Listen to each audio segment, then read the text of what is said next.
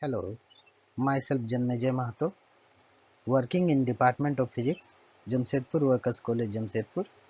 Today, I will deliver a lecture on topic Applications of Michelson Interferometer, and this is my fourth lecture, and this topic is very useful for UG Semester 2 Physics Honours Paper CC4. Applications of Michelson Interferometer, these are the contents. First, determination of wavelength, and then wavelength difference. Now we will determine the wavelength. So in Michelson interferometer, it is used to determine the wavelength of light from a monochromatic source.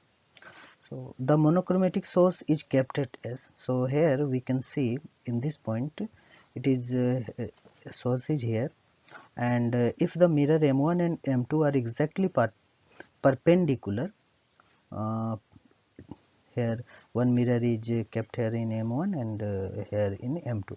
If they are perpendicular to each other, circular fringes are obtained. बोलने का मतलब है कि अगर मान लीजिए कोई हम मोनोक्रोमेटिक सोर्स को यहाँ पर रखते हैं, यहाँ से बीम आएगा और ये इस मिरर से और ये मिरर दोनों को अगर हम परपेंडिकुलर रखेंगे तो हमको जब ये टेलीस्कोप से हम देखेंगे तो हमको क्या होगा, सर्कुलर फ्रिंज इस तरह से दिखेगा.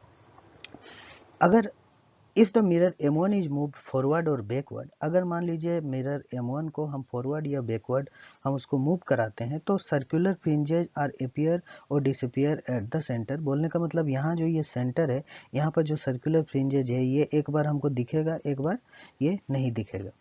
Now as the mirror is moved through a known distance d, अगर मान लीजिए हम मिरर को कुछ सर्टेन डिस्टेंस, जो मान लीजिए d डिस्टेंस तक हम उसको मूव कराते हैं, and the number of fringes disappearing eight the centre is counted, और ये जो सेंटर की तरफ कितना फ्रिंज काउंट हो, मतलब ये डिसअपीयर हो रहा है, उसको अगर हम काउंट करेंगे और उसके बाद suppose d1 is the initial thickness of the air film, अगर हम मान लेते हैं जो शुरुआत का जो थिकनेस है एयर फिल्म का वो क्या है, d1 है.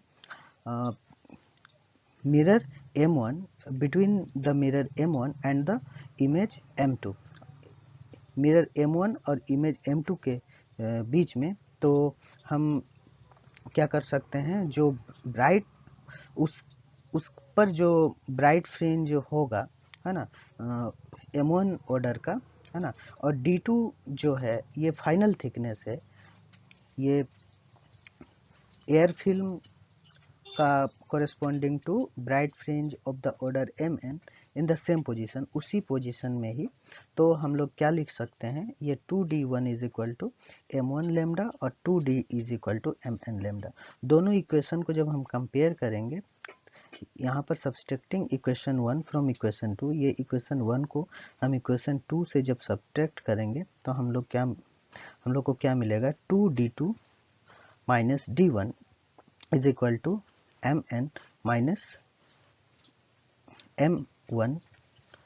यहाँ पर हम जो लेमडा है उसको हम कॉमन ले लिए हैं. तो उसके बाद क्या किए, अब ये जो है d2 माइनस d1 जो है इसको हम लोग क्या किए, d लिए, और ये जो है mn माइनस m1 इसको हम लोग कैपिटल N लिए यहाँ पर जो लिखे हैं. तो हम लोग का ये relation 2d is equal to n lambda हो जाता है. इसके बाद हम लोग लेमडा बराबर निकाल सकते हैं 2d बाई n. तो इस तरह से हम इस इक्वेशन का यूज करके हम लोग क्या कर सकते हैं, वेवलेंथ को निकाल. वेवलेंथ डिफरेंस,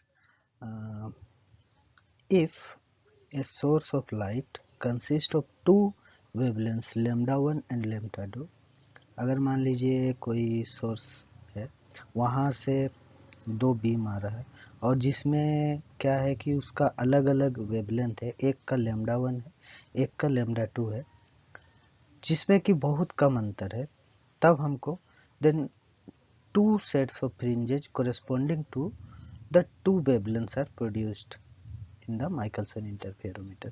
तो उस केस में हम लोग को जब हम टेलीस्कोप में देखते हैं तो हम लोग को क्या दिखता है, दो सेट फ्रिंज का दिखता है. ये माइकलसन इंटरफेरोमीटर का सेटअप में। नेक्स्ट है bye adjusting the position of mirror M1 of the interferometer. फिर जब हम वो M1 जो मिरर है उसके पोजीशन को जब हम एडजस्ट करते हैं तब उसके बाद the position is found when the fringes are very bright. तो उसके बाद हमको एक पोजीशन मिलता है जहाँ पर जो है वो फ्रिंज है वो बहुत ज़्यादा ब्राइट मिलता है।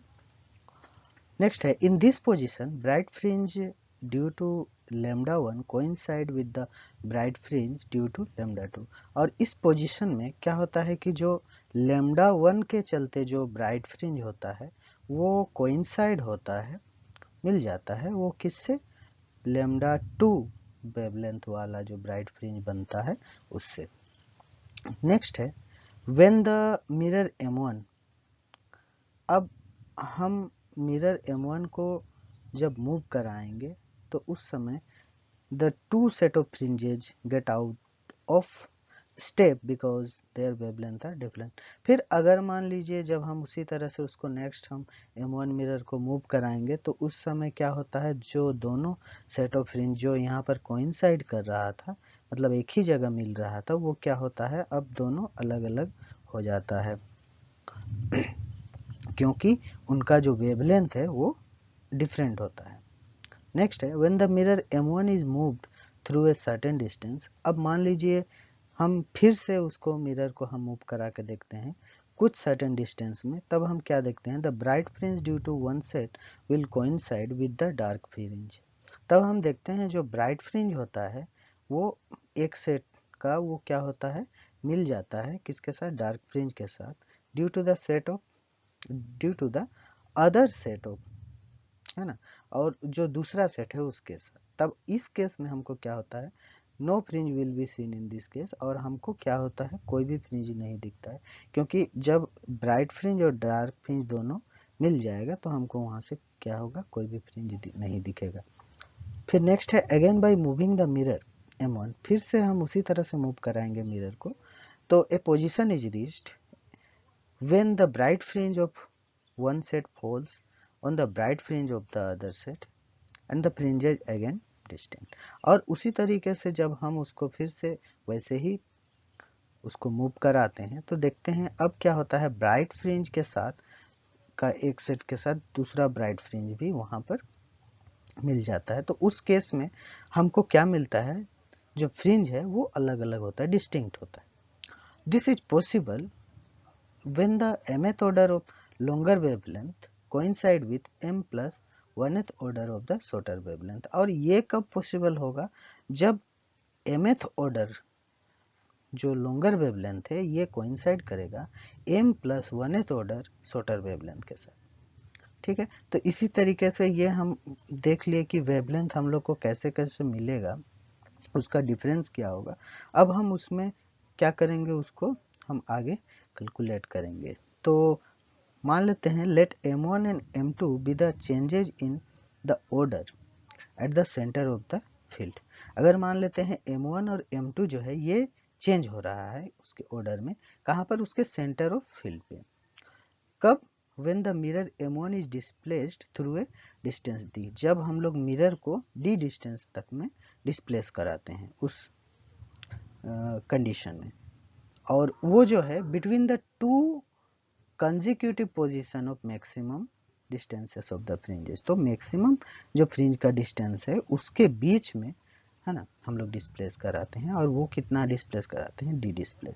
तो इस तरह से हम लोग क्या कर सकते हैं, हम लोग वो जो डिस्टेंस है उसको हम लोग लिख सकते हैं therefore 2d is equal to m1 lambda 1 is equal to m2 lambda 2। अब है ये जो हम लोग पिछला स्लाइड में हम लोग देखे थे कि जो 2d is equal to m1 lambda 1 is equal to m2 lambda 2 ये हम लोग को मिला था। तो अब हम लोग क्या करेंगे कि मान देखते हैं कि यदि if lambda 1 is greater than lambda 2 तो क्या हो जाएगा, m2 बराबर क्या होगा, m1 प्लस 1। अब ये जो वैल्यू है इसको हम लोग क्या करेंगे, यहाँ पर पुट करके देखेंगे तो हमको क्या होगा, 2d बराबर m1 lambda 1 is equal to m1 plus 1 to lambda 2 मिलेगा। अब इसी को ही अगर हम आगे कैलकुलेशन करें तो हमको क्या मिलेगा, m1 बराबर λ2 बाई λ1 माइनस λ2, क्योंकि ये सिंपल, इसको हम लोग मल्टीप्लाई कर देंगे और उसके बाद कॉमन निकालने के बाद इसको आगे सॉल्व करेंगे तो ये वैल्यू आएगा। अब क्योंकि ये जो है, अब ये वैल्यू को हम लोग को इस इक्वेशन में देखेंगे तो यहाँ से भी हम लोग को क्या होगा, दोनों को जब कंपेयर करेंगे तो हमको मिलेगा 2d बराबर λ1 λ2 बाई λ1 माइनस λ2। अब इसी को ही हम लोग क्रॉस मल्टीप्लिकेशन कर दिए तो यहाँ से हमको λ1 माइनस λ2 मिला, जो कि λ1 λ2 बाई 2d होता है। तो ये जो है इसी को ही हम लोग क्या बोल रहे हैं, वेवलेंथ का डिफरेंस बोल रहे हैं, जहाँ पर λ1 एक वेवलेंथ है और λ2 दूसरा वेवलेंथ है।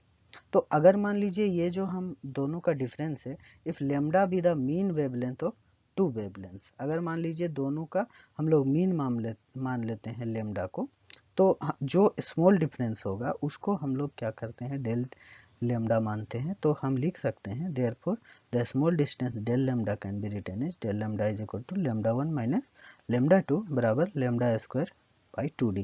जहाँ पर इसी में ही हम आगे अगर λ1 और λ2 को अगर मान लीजिए लैम्डा मान लेते हैं मीन, तो हम दोनों को देखते हैं यहाँ से ये दोनों मल्टीप्लाई होकर लैम्डा स्क्वायर होगा, और यानी कि हमको जो वेवलेंथ का डिफरेंस मिलेगा del lambda is equal to λ1 minus λ2 is equal to lambda square by 2d मिलेगा। ठीक है, थैंक यू।